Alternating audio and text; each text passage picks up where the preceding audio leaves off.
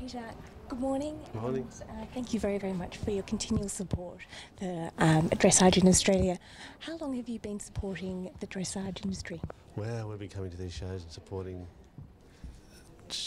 events and that from here to Sydney and across the country for over 25 years now. So yeah. Wow, and you've been a big supporter of Bonio Park since the start, and especially you have sponsored riders at Bonio Park and even riding today. Yeah, that's right. We've got a few here today. We've got David Shoebridge on 007 who had I haven't seen the amazing new horse. I can't wait to see that horse. Yeah, that's right. No, he's a beautiful horse, and we've got Fiona, of course, here, Fiona McNaught, and Katie Boyce. So yeah, there's a few riders here today. Flying the Peter Horrible flag. Now, right. Peter, before the class gets started, can you show me this new saddle, please? Because I haven't actually seen this, and I thought I was pretty across your range, and clearly I'm not. There's always something new to come in. Yeah, you're one step ahead of us as always. Oh, that's what we've got to do, try to keep ahead of the competition. But this is a close contact one. You can see it doesn't have a skirt on the top here. It has the flap is all one piece, and so it just eliminates this thickness of layer underneath the rider's upper inner thigh. So it gets nice and close, and it's covered in all this beautiful German soft grippy leather.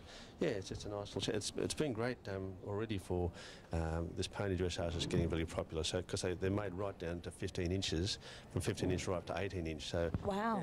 Yeah. So even for the kids and for the old people like us. Yep, and the big kids.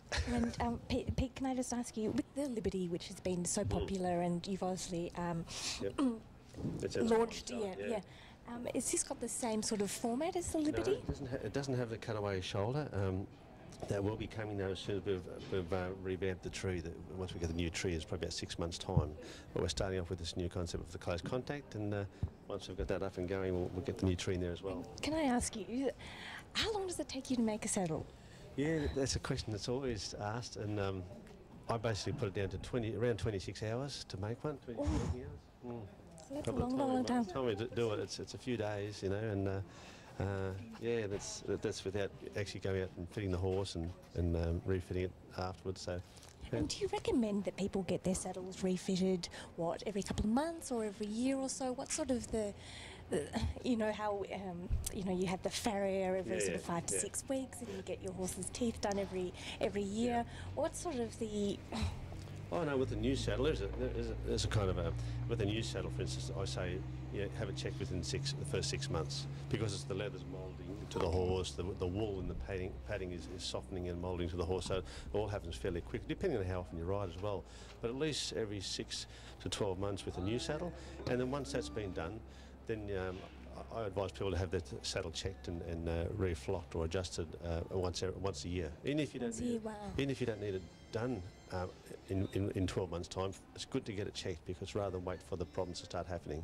And very exciting, what I love about the Peter Horriban saddleries, it's very much a family business. So you have Reese, am I right, in the saddlery area, and then you have Marley taking over the world with her handbags. Yeah, that's right, yeah. So watch out, Pete, you might be moved out quite soon.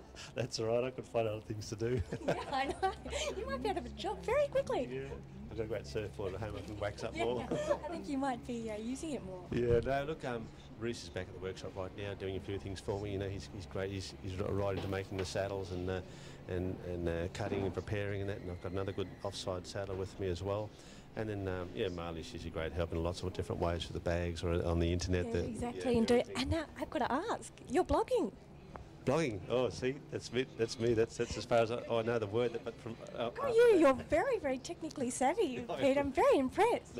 No, that's again Marley, my little hidden gem behind the scenes. Well, it's a great idea, and I think it's really important that that such a big and prominent name as you gets out and talks about it, because I have to say I don't think I fit my saddle, my Peter Horriban saddle, properly actually on my horse every day, because I didn't realise that sometimes you can get it too close to the shoulders, too far back from the shoulders. So there's so much more that we as riders need to know, and such a lack of education out there. There's really a role to play. Yeah, that's right, and I see it every day. I see it here today. I'm just walking out doing a saddle fitting yesterday there for a couple of ladies on their horses, and on the way out there, just driving out, you see things all the time. You can see it instantly. But I'm not going to walk up to them and tell them their saddle's not fitting properly. They just think I'm trying to chase more business, Interesting. Do you think it actually hurts a horse? It must be uncomfortable and affect their performance in many ways. Yeah, definitely. No, especially in the shoulder region. You know, the restrictions of the horse's shoulder movement is definitely there, and in a lot of cases where saddles are too far forward on the horse's shoulders.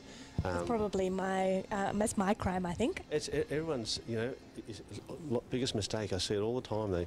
They shove the saddles up on the horse's shoulders and then do the girth up, and from there on the horse, whether it can deal with it or not, but it's still not the right thing to do. It restricts their shoulder movement in a lot of ways.